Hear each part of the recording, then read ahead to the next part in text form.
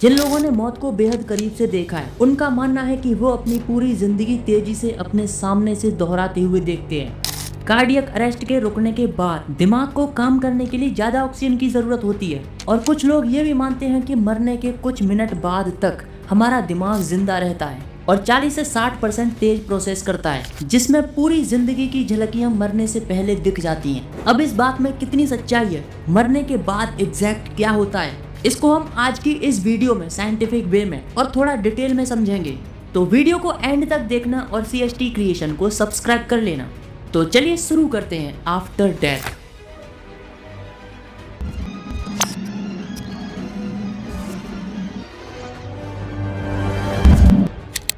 मृत्यु एक सच्चाई है जीवन के अंत की। जो जन्म लिया है उसे एक न एक दिन तो मरना ही है, लेकिन हमारे पास इस बात की बहुत कम जानकारी है कि मरने के बाद एग्जैक्ट क्या होता है।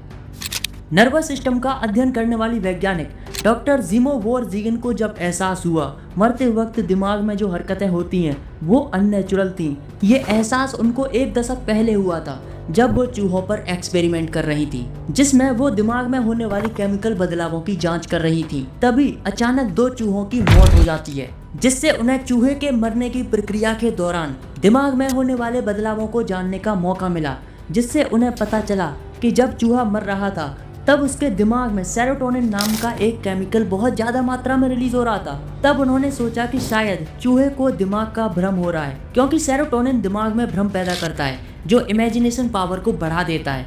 डॉक्टर बोरज़िगन की ये रिसर्च उनको और ज्यादा एक्साइटेड कर देती है। जो रिएक्शन चूहे के दिमाग में हो रही है, क्या वो हम इंसानों के दिमाग में भी होती है? क्या हम इंसान भी ऐसा अनुभव करते हैं? सबसे पहले तो उन्होंने कई किताबों को पढ़ा, लेकिन कोई खास जानकारी नहीं मिली।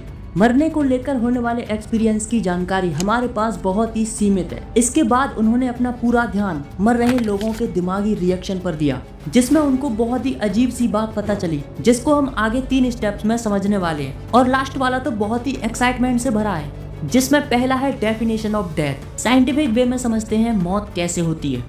एक लंबे समय तक कार्डियक अरेस्ट यानी कि दिल की धड़कन रुकने के बाद अगर किसी व्यक्ति की पल्स चलना बंद हो जाए तो उसे हम मरा हुआ मान लेते हैं। इस प्रक्रिया में हम ज्यादातर फोकस उसके कार्डियक अरेस्ट यानी कि दिल की धड़कन पर देते हैं, लेकिन दिमाग के रुकने के बारे में हमें कुछ भी नहीं बताया जाता, क्योंकि वैज्ञानिक समझ ही ये कहती है कि जब तक इंसान कोई प्रतिक्रिया नहीं देता, जैसे हाथ पांव हिलाना, बोलना, खड़े होना, ये संकेत देते हैं कि उसका दिमाग काम नहीं कर रहा।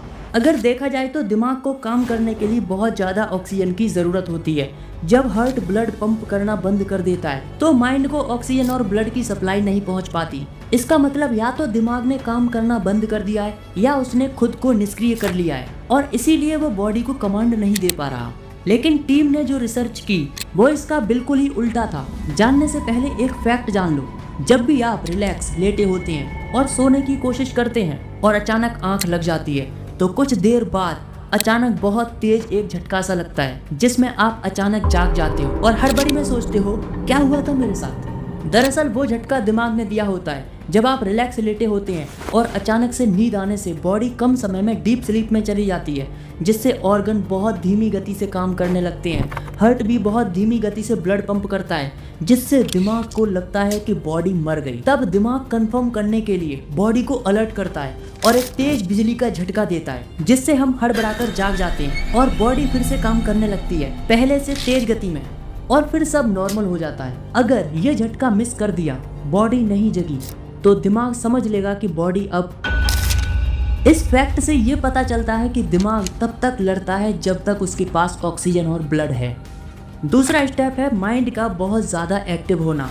2013 में चूहों पर हुई रिसर्च से पता चला, चूहों के दिल की धड़कन रुकने के बाद दिमाग में कई केमिकल तेजी से रिलीज हुए, जिसमें सेरोटोनिन 60 गुना, डोपामाइन 40 से 60 गुना और नोरेपाइनेफ्राइन तो 100 गुना तक बढ़ गया। सेरोटोनिन दिमाग में भ्रम यानी झलकियां दिखाता है, डोपामाइन अच्छा महसूस कराता है और नोरेपाइनेफ्राइन अलर्ट महसूस कराता है यानी झटका देता है। और ये सब केमिकल चूहे के मरने के बाद दिमाग में रिलीज हुए।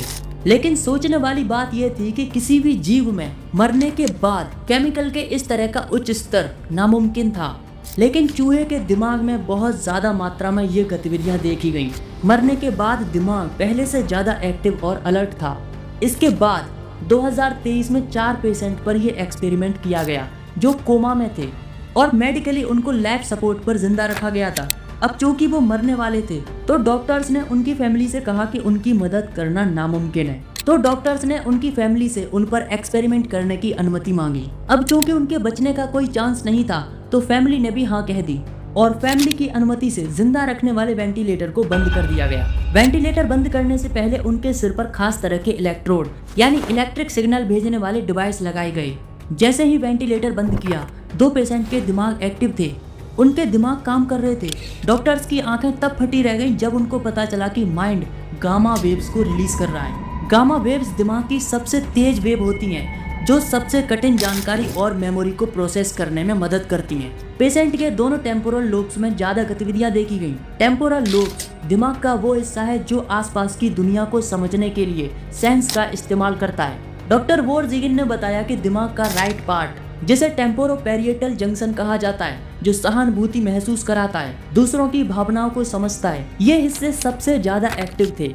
इसका मतलब मरने के बाद दिमाग उन अच्छी यादों को दिखाता है जिनमें सहानुभूति और भावनाएं होती हैं। इसीलिए जो इंसान कार्डियक अरेस्ट से बच जाता है, मतलब मौत को छूकर टक से वापस आ जाता है, वो पहले से ज्यादा बेहतर बनने की कोशिश करता है, दूसरों के प्रति ज्यादा सहानुभूति महसूस करता है, क्योंकि वो समझ जाता है कि जिंदगी में एक ही सच है। तीसरा स्टेप, नियर डेथ एक्सपीरियंस। जो लोग अपनी मौत के बेहद करीब से लौटकर आए हैं वो कहते हैं उन्होंने अपनी पूरी जिंदगी को बहुत तेजी से अपने सामने से कुछ ही क्षणों में गुजरते हुए देखा है, या लाइफ के सबसे ज्यादा इम्पोर्टेंट मोमेंट को अपने सामने महसूस किया है। जबकि कई लोगों ने एक चमकदार रोशनी देखी और कुछ ने खुद को अपने शरीर से बाहर निकलते हुए देखा। कार्डियक अरेस्ट से बचे हुए 20 से 25% लोगों का यही कहना था कि उनके दिमाग का विजुअल कॉर्टेक्स एक्टिव था, जिसे हम देख सकते थे। और वेंटिलेटर बंद होने के बाद जिन 2 पेशेंट का माइंड ज्यादा एक्टिव था उनमें भी दिमाग का विजुअल कॉर्टेक्स एक्टिव पाया गया। यानी ये कहना गलत नहीं होगा कि मरने के बाद दिमाग कुछ पलों के लिए जिंदा रहता है, जिनमें पिछली यादें और सफेद रोशनी जैसी अनुभूति होती है।